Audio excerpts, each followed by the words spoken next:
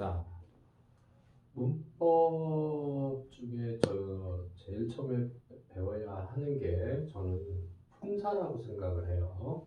그래서 오늘 이 시간은 품사의 개념하고 그 다음에 품사 중에 체험에 대해서 좀 공부를 할 겁니다. 자, 우선 먼저 품사라는 게 뭔지를 아셔야 되겠죠. 품사의 개념은 단어예요. 단어, 중요한 거. 단어를 성질이 비슷한 것끼리 모아서 분류한 것을 우리가 품사라고 합니다. 그죠? 그래서 분류를 할 때는 분류 기준이 있어야 되겠죠? 그죠? 그래서 이 기준이 세 가지가 돼요. 형태, 기능, 의미. 그래서 제일 큰 상위 개념이 형태 개념이라고 생각하시면 되고, 그 다음이 기능, 그 다음이 의미로 나눴습니다. 형태로 나눴을 때의 기준은 불변어냐 가변어냐, 즉 단어의 모양이 바뀌느냐 안 바뀌느냐라는 게 형태예요. 그죠? 불변이라는 거는 변하지 않는 것을 의미하는 거고, 가변어라는 것은 변하는 것을 의미하는 겁니다. 자, 기능으로 얘기했을 때는 문장 성분의 쓰임에 따라서 나누는 거라고 생각하시면 돼요. 그래서 끝에가 무슨 언어로 끝나면 기능으로 나눈 것이구나 라고 생각을 하시면 됩니다. 이 기준이 내신에서 종종 출제가 됩니다. 문장을 주고요. 그 문장을 나눠놓고 선택지에 나눠놓고 어떤 기준에서 나눴는지 그걸 묻는 문제가 종종 나와요. 그 다음에 의미로 봤을 때는 단어 개별의 의미를 기준으로 해서 나눈 거라고 생각하시면 돼요. 그래서 우리가 일반적으로 품사, 사로 끝났죠? 여기도 사로 끝나면 뭐로 나눈 것이다? 의미로 나눈 것이다. 그래서 의미로 나눴을 때 우리나라의 품사는 9개가 있어요. 그래서 부품사라고 합니다. 자, 기본적인 거 아셨죠? 선생님 품사 들어가기 전에 선생님은 항상 이거를 먼저 좀 언급을 하고 넘어가는데, 왜 그러냐면 품사 문제 중에서는 주로 통용 문제가 많이 나와요. 통용이라고 하는 것은 뭘 얘기하는 거냐면, 이 통용이라는 것은 통용은 같은 모양, 같은 단어인데 같은 단어지만,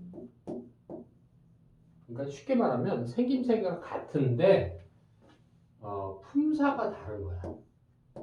품사가 다른 거. 이런 문제를 구별하는 문제가 많이 출제가 돼요.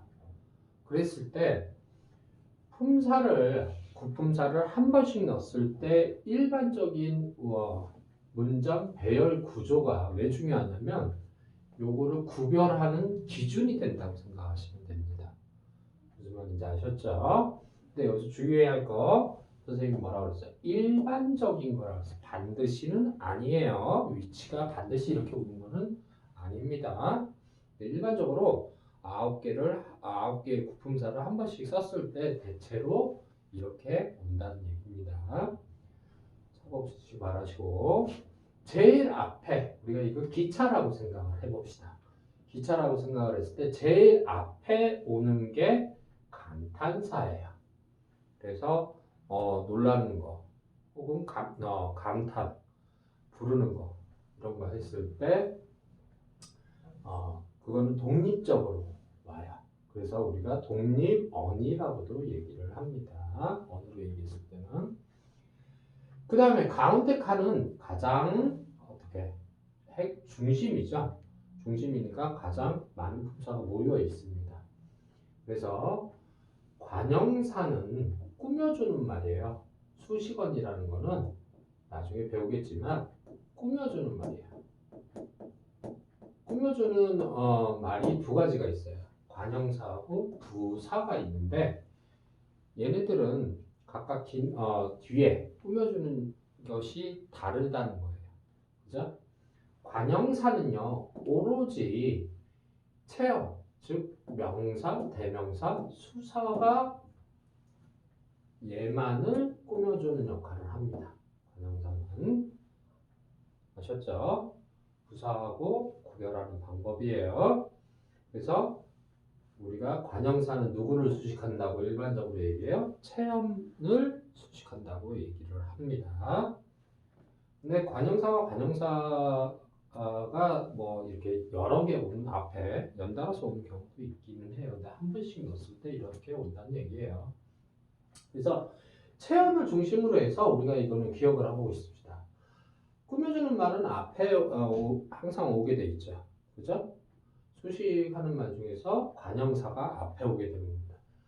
문장이기 때문에 관형사랑 학생들이 뭐를 헷갈리냐면 관형어랑 헷갈려요. 관형사나 관형어나 하는 기능은 똑같습니다. 그런데 뭐가 다른 거야? 품사는 이 단어의 고유한 성질을 얘기하는 거고, 관형어는 문장 안에서의 역할을 얘기하는 거예요.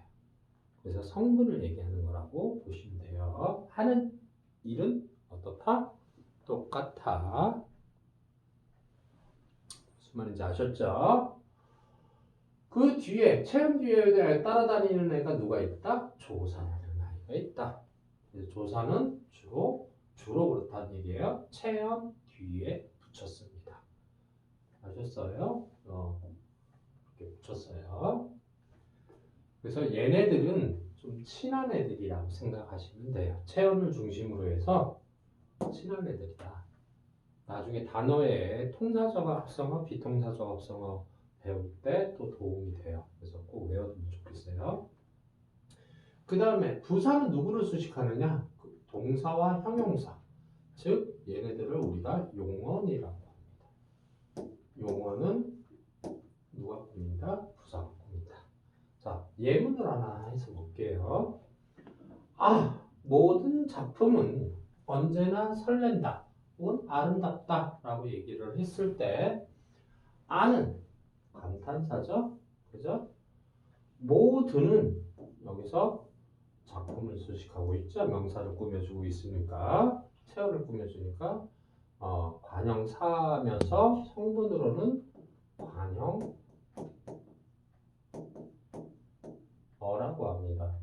자, 이거 기억하세요. 모든 관형사는 관형어가 됩니다. 문장에서. 근데 거꾸로 관형어는 모두 관형사다? 틀린 말이에요.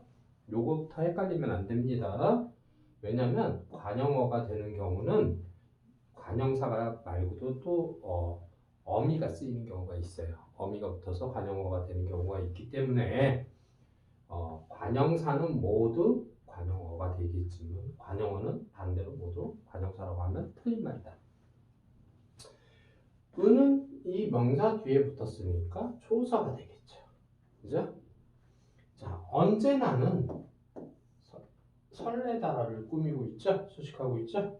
설레다는 동사예요. 나중에 용언에서 배우겠지만 동사와 형용사 구별하는 방법은 얘와 얘 구별하는 가장 기본적인 방법은 끝에다가 니은 다를 붙여보는 겁니다. 그래서 얘는 말이 되고요. 얘는 말이 안 돼요. 어쨌든 둘 다 용언이죠.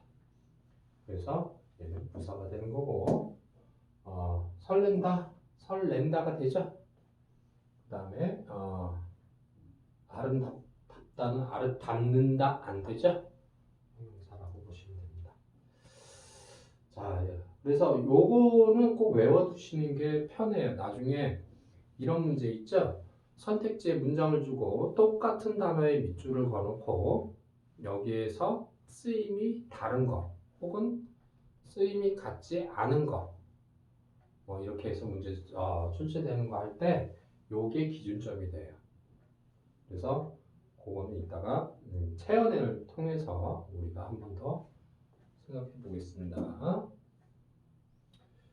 자, 그러면 이 중에서 이제 언별로 선생님이 이제 강의를 할 건데 쪼개서 제일 우리가 중심인 체형부터 먼저 봅시다. 자, 체형은 이 체가 몸이에요. 그죠? 우리 몸은 여기서부터 여기까지. 몸에 팔다리, 목이 다 연결이 돼 있죠? 중심적인 역할을 해요. 그래서 문장에서 중심적인 역할을 하는 겁니다.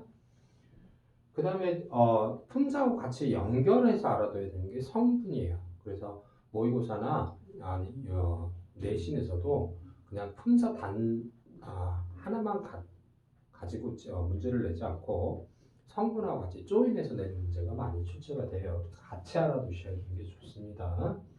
그 다음에 체형의 특징은 형태가 변하지 않는 뭐다? 불변하다. 그 다음에 서술어의 주체가 된다. 주체. 그 다음에 문장 성분으로 주로라는 말은 예외도 있을 수 있다는 얘기예요. 주어, 목적어, 보어로 쓰입니다. 서술격 조사 이다가 붙으면 서술어로도 쓰일 수 있어요. 그죠? 그러니까 체언에 이다라는 조사가 붙어서 서술어가 되는 경우가 있어요. 주로 그렇다는 얘기예요. 주목으로 사용이 됩니다. 기억하시면 좋겠죠? 체언의 특징은 됐고, 그러면 체언은 밑에는 어떤 품사가 있느냐? 자, 체언 밑에는 세 가지의 품사가 있어요. 명사, 대명사, 수사라는 아이가 있어요. 그래서 우리가 줄여서 선생님이 뭐라고 해요? 명대수다. 체험 밑에는 명대수가 있다. 그래서 요거는 밑에 체계도가 있으니까 체계도를 통해서 다시 한번 공부를 할게요. 개념은 자 여기 체험의 체계도가 있죠. 첫 번째 명사에 대해서 봅시다. 명사는 일반적으로 개념은 이렇게 잡으세요. 모든 것에 대한 이름이다. 이름이다. 이름을 우리가 명사라고 한다. 그게 눈에 보이든 보이지 않든 이렇게 부르자라고 한 것은 명사야. 그래서 기준에 따라서 이렇게 자립명사와 의존명사로 나눠지고 또 하나 보통명사와 고유명사로 나눠집니다. 근데 자립이라는 뜻을 모르는 친구들은 없겠죠? 홀로 쓰다 이런 얘기예요. 한자로 그대로 풀려면. 그래서 독립적으로 자립적으로 쓸 수 있는 명사를 우리가 자립명사야. 이 말은 곧 의미를 가지고 있다는 얘기겠죠. 의존이라는 거는 혼자 쓸 수 없는 거예요. 그래서 얘네들은 서로 상반되는 개념이죠. 그래서 얘는 누군가에 의지하면서 써야 돼. 누구를 의지해요? 이거 기억하셔야 돼요. 관형어. 아까 선생님이 관형사는 모두 관형어가 된다고 했으니까 관형어가 조금 더 큰 개념이라고 보시면 되겠죠. 관형어가 반드시 있어야 한다. 기억하셔야 돼요. 쉽게 말하면 혼자 쓸 수 없는 말이지만 꾸밈을 받을 수 있음과 또 하나 조사와 결합하는 거가 가능하기 때문에 명사로 인정을 하는 겁니다. 그죠? 그 다음에 얘네 둘이 또 이제 상대적으로 반대말이라고 생각하시면 돼요. 반대적인 의미. 보통 명사는 그냥 평범한 겁니다. 여러 개 책상, 의자 이렇게 흔하게 있는 두루 쓰이는 이름을 우리가 보통 명사라고 하는 거예요. 어렵지 않죠?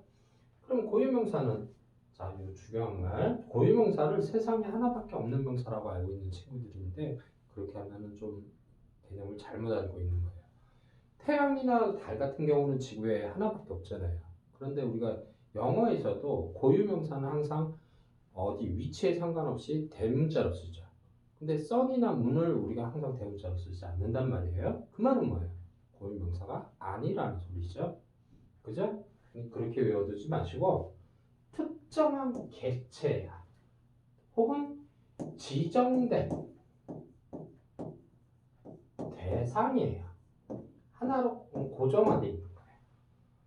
그래서 다른 개체와 구별하기 위해서 붙인 하나의 이름이에요. 그래서 고유명사는 복수형이 올 수가 없습니다. 그죠? 하나예요, 하나. 주로 익명, 지명, 회사명 등이 있다. 선생님, 제 이름은요. 여러 사람이 있는데 어떻게 고유명사가 돼요? 보통 명사가 아닌가요? 이렇게 생각할 수 있죠. 우리가 동명이인이라고 하지. 이인이라는 말은 다른 사람이라는 뜻이야. 그래서 나 같은 유전자를 가진 사람은 나 하나밖에 없다는 이 세상에. 그죠? 그래서 인명은 고유명사로 해당이 된다. 기억하시면 좋겠죠? 여기서 선생님이 왜 의존명사만 노란색으로 해놨을까요? 선생님이 수능 포인트라고 얘기를 하는데 품사에서 자주 출제가 되는 문제들 이런 것들을 선생님이 수능 포인트 줄여서 수포라고 그래. 수학하고 다르죠? 수학은 수포는 수학 포기자를 얘기하는데 선생님 그런 잔인한 말 하기 싫어. 그러니까 의존명사는 요거는 별도로 수능 포인트로 뒤에 설명을 다시 하겠습니다. 명사에서는 뭐를 좀 나머지 것들은 그냥 들러리라고 생각하면 돼요. 선택지를 채우기 위해서 나오는 그런 품사라고 생각하면 되고 의존명사는 이제 따로 좀 공부를 해두셔야 됩니다. 얘하고 뭐하고 아까 선생님 통역 문제 나온다고 그랬죠? 그죠? 조사하고 구분하는 문제가 자주 출제가 됩니다.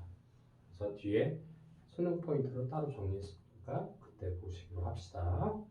자, 여기까지 되셨죠? 자, 그 다음에 우리가 배워야 될 게 이제 대명사 끝났어. 대명사를 봅시다. 대명사. 대명사의 대자가 뭐냐라고 물어보면 큰 대자로 이러는 애들이 종종 있어요. 큰 대자가 아니라 이 대자가 대신이라는 뜻이야. 그러면 뭘 대신하는 거야? 명사를 대신하는 말이다. 이런 얘기겠죠. 그래서 두 가지로 크게 구분이 돼요.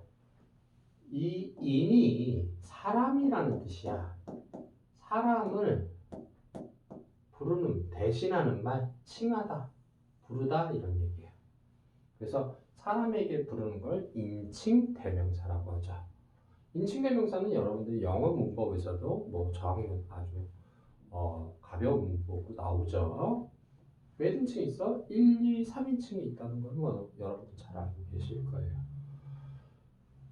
그래서 1인칭은 이퀄 화자다. 화자 자신을 얘기하는 거야. 그래서 나를 얘기하는 것이다. 대표적인 거. 그래서 나나 저희. 자, 우리는 이것도 좀 잘못 알고 있는 친구들 있어. 우리 애라고 하면 2인칭이라고 많이 애들이 알고 있는 애들이 있는데 우리는 나를 포함한 말이기 때문에 1인칭이 되는 겁니다. 그 옛날 말로는 이제 소자, 나를 낮춰서 부르는 말입니다. 부모님들이나 윗사람들에게. 자, 2인칭에는 누가 기준입니까? 청자가 기준입니다. 그래서 영어로 얘기하면 you가 되는 거죠. 너가 되는 거예요. 그래서 너를 극존칭으로 높이면 당신이 돼요. 근데 이제 당신은 또 여러 가지 문맥적으로 상대방을 비하하기 위해서 쓰는 말이 될 수도 있고 그냥 지칭하는 말로 여보 당신 뭐 이렇게 쓸 때도 있죠. 부인을 배우자를 얘기할 때 쓰는 말이기도 해요. 뭐 그대, 너희, 여러분 이런 것들이 있어요. 인칭대명사에서 뭐 1인칭, 2인칭은 기준이 그냥 나, 너라고 생각을 해두시면 쉽게 이해가 될 것 같아요. 3인칭은 얘네들 빼면 나머지는 전부 다 3인칭이라고 보면 돼요. 그녀, 이분, 그분, 그이 뭐 이런 거. 그 다음에 뭐 이니셜 나오잖아요. 그죠? 이름 대신 이니셜을 쓴다든가 아니면 뭐 사람에게 이제 별명 이런 것들은 사람을 칭할 때 쓰는 말들은 다 3인칭이라고 보시면 돼요. 그럼 여러분들 생각해 보세요. 고등학교에서 1인칭이 아닌 것은 2인칭이 아닌 것은 3인칭이 아닌 것은 이런 문제 되겠어요? 자, 1인칭, 2인칭, 3인칭은 기본적으로 그냥 선택지 채우기 위해서 내는 겁니다. 그럼 여기서 수능 포인트는 없을까요? 얘가 수능 포인트가 됩니다. 그래서 3인칭 중에 얘네들은 전부 다 3인칭으로 보는데 미지칭하고 부정칭을 구별하는 문제 잘 나옵니다. 그 다음에 재기칭을 따지는 문제 아주 단골손님이죠. 인칭 대명사가 나오면 요 세 가지로 세 가지 구별하는 문제가 그거밖에 될 게 없어요. 수능에서는. 그래서 미지라는 거는 개념 이거 파악하면 되는지 중요한 건 개념입니다. 미지의 세계라고 하죠. 대상은 있어요. 있는데 이 대상에 대한 뭐가 없습니까? 이 정보가 없는 거예요. 없어요. 아셨죠? 미지의 세계라면 그 세계가 대상은 되죠. 그런데 내가 그 세계에 대해서 알지 못한다는 얘기예요. 한자로 미지가 알지 못한다 이런 뜻이거든요. 자, 부정이라는 말은 대상 자체가 없어요. 아예. 그죠? 그냥 아무나요. 특정 대상이 없어요. 그냥 아무나에 해당되는 말. 재귀라는 말은 제가 우리 재방송이라고 하죠. 다시라는 뜻이에요. 다시 돌아오다.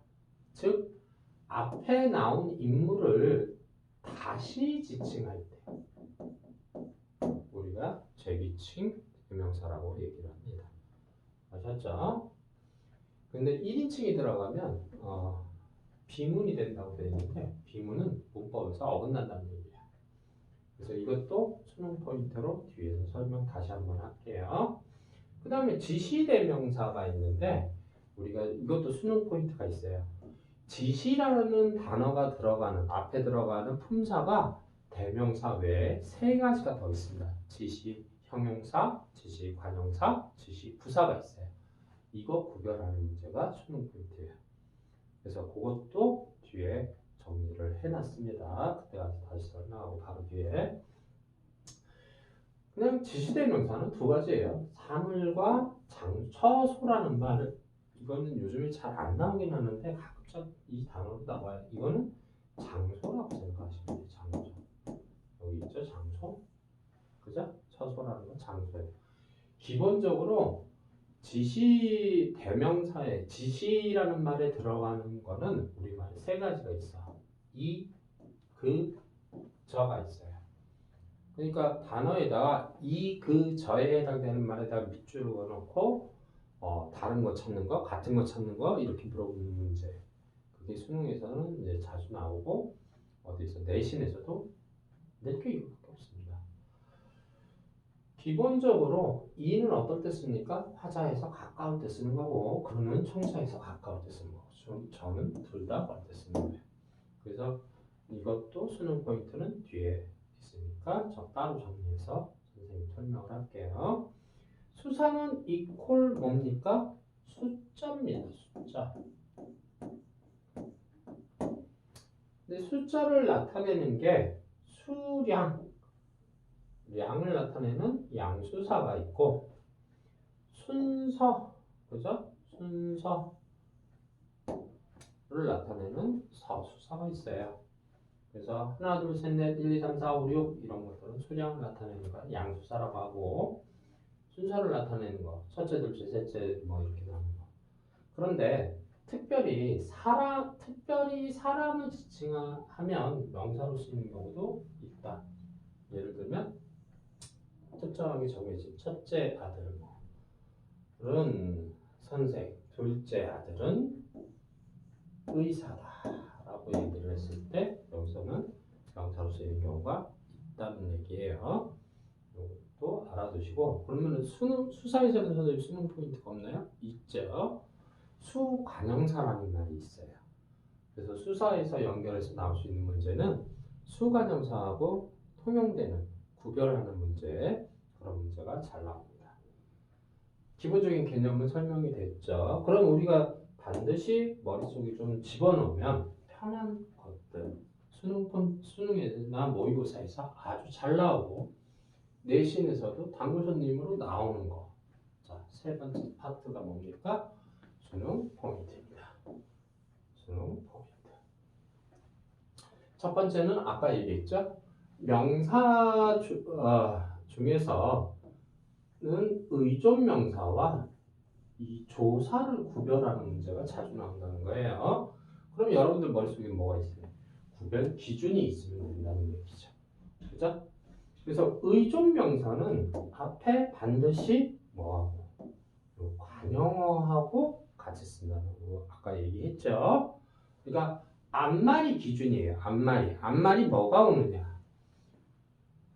그 다음에 조사는 앞에 우리 기차 생각을 해보자. 앞에 뭐가 왔어요? 체언이 와요. 명사나 대명사나 수사. 주로 명사가 오게 돼 있죠.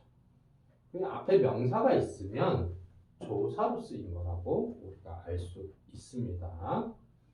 대표적인 게 이제 예를 들어서 보면 내가 공부한 만큼 성적이 올랐다. 만큼의 빗줄이 걸려 있죠. 내 얼굴만큼 큰 수박이라고 했어. 여기도 만큼 똑같단 말이야. 그죠? 이런 문제를 우리가 뭐라고 그래? 통용 문제라고 아까 선생님이 설명을 했죠. 그런데 이걸 구별을 할 때 똑같은 건데 이 구별 기준점을 모르면 여러분들이 헷갈릴 수밖에 없죠. 못 풀죠. 그죠? 자, 의존명사하고 조사는 항상 밑줄이 어져 있으면 앞이나 뒤를 보세요. 그래서 선생님이 기차를 생각하라는 겁니다. 여기서 중요한 말 만큼 앞에는 공부한이죠. 그 다음에 얼굴은 여기 두 번째 예문에서는 얼굴이 앞에 와 있네요. 얼굴은 우리가 흔히 품사가 뭐라고 알 수 있어요? 명사라는 거 알 수 있죠. 그죠? 명사는 체언이죠. 따라서 이만큼은 조사가 되는 것이다. 쉽게 구별이 되죠. 뭐 띄어쓰기로도 구별은 돼요. 근데 가끔씩 띄어쓰기로 구별하지 말게끔 붙여놓는 경우가 많아요. 그죠? 문제 자체에서. 그러니까 띄어쓰기 말고 요 구별 기준을 여러분들이 숙지하고 계시면 됩니다. 공부 안에서 요 하는 자 이거는 이제 용언할 때 배우기는 할 겁니다. 하는 하다가 줄여서 된 말이잖아요. 그래서 요 다 대신에 니은, 니을, 덩이 붙으면 이거를 우리가 관형, 사형, 전성, 엄이라고 해요. 이렇게 돼버리면 뭐가 돼? 성분이 관형어가 돼버려요. 아셨죠? 일단 요 세 가지는 외워놓는 게 좋겠죠. 다를 대신해서 요런 말이 붙었다. 요런 말이 붙을 수 없으면 제 받침이 있어서 는을 붙일 수 없으면 는이 와도 돼요. 그죠? 얘 이름 뭐라고 그래? 관형, 사형, 정성어입니다. 그래서 성분을 바꿔주는 역할을 합니다. 그래서 이렇게 돼 있을 때는 관형어가 되는 거예요. 아셨죠? 그래서 요 전성어미는 반드시 숙지하고 계셔야 돼요. 꼭 이렇게 되면 구별하는 방법이 쉽게 구별이 되겠죠. 구별 기준은 결국에는 앞말이 뭐가 오느냐에 따라서 품사가 달라질 수 있다 이 얘기입니다. 됐어요? 자, 그러면 우리 명사 끝냈습니다. 명사의 주는 포인트 끝났고 그 다음에 인칭대명사에서 아까 선생님이 중요한 거는 두 가지라고 했어요. 3인칭 중에 미지칭하고 부정칭을 구별하는 문제가 자주 나온단 말이에요. 자, 우리가 기억해야 될 거 미지는 미지 대상은 있어요. 있어. 그죠? 근데 대상에 대한 뭐가 없어. 정보는 없어요. 이럴 경우에는 미지칭이라고 해요. 부정칭은 대상 자체가 없어요. 그죠? 그래서 예를 들어 볼게요. 초인종 소리를 듣고 누구세요? 자, 여기서 누구가 사람을 나타내는 말이죠. 그죠? 그 다음에 누구나 풀 수 있는 문제다. 여기서 누구? 똑같이 생겼죠. 역시 통용 문제입니다. 그런데 품사의 종류가 다르다는 거죠. 자, 여기서 누구는 누굽니까? 대상이 누구예요? 우리 집 초인종을 누른 사람을 얘기하는 거죠. 그죠? 근데 그 사람에 대한 뭐가 없어요? 정보가 없어서 물어보는 거죠. 알지 못해요. 그 사람이 대상에 대한 정보가 없어. 그래서 이게 미지칭이 되는 거예요. 근데 누구나 풀 수 있는 문제다. 이거는 대상이 자체가 없어요. 아무나 풀 수 있다는 얘기죠. 그러니까 쉽게 말해서 아무나에 해당한다면 이거는 대상 자체가 없다고 볼 수 있는 거죠. 그래서 뭐라고 하는 거야? 부정칭이라고 하는 거야. 구별법 알겠죠? 개념으로 구별을 하면 됩니다. 기억하셔야 돼요. 자주 나오는 거 인칭대명사는 얘 아니면 얘밖에 낼 게 없어요. 그 다음에 3인칭이에요. 역시 3인칭 중에서 아까 재규칭, 다른 말로 재규대명사라고 합니다. 개념은 아까 설명을 했어요. 앞에 나온 인물, 화자를 제외한 다시 지칭하는 거. 앞에 인물. 그 다음에 여기서 예문을 보면 학생들은 모두 잡사리로 돌아갔다. 여기서 사람을 나타내는 말이 뭐 있죠? 학생들하고 자기라는 말이 있죠? 근데 문맥적으로 보니까 이 자기는 누구를 얘기하는 거예요? 요 학생들을 지칭하는 말이죠? 그죠? 그래서 자기는 나라는 뜻도 있죠. 근데 우리가 자기야 할 때 너라는 뜻도 있어요. 그죠? 근데 여기서 내 자리로 돌아갔다니까 1인칭으로 쓰인 건데 1인칭이라고 하면 큰일 납니다. 그죠? 아까 뭐라 그랬어요? 재규칭은 앞에 나온 그 자체 인칭은 버려야 돼요. 그래서 이 자체에서는 1인칭이지만 앞에 학생들을 지칭하는 말이기 때문에 3인칭 재규 대명사가 되는 겁니다. 아셨죠? 역시 기억하고 계셔야 돼요. 그러니까 인칭대명사에서 중요한 것은 개념을 가지고 있자. 개념의 구별법이 된다. 이렇게 생각하시면 되겠어요. 자, 그러면은 일단 인칭대명사도 끝난 거야. 그 다음에 수능 포인트로 봅시다. 두 가지 이제 남았죠?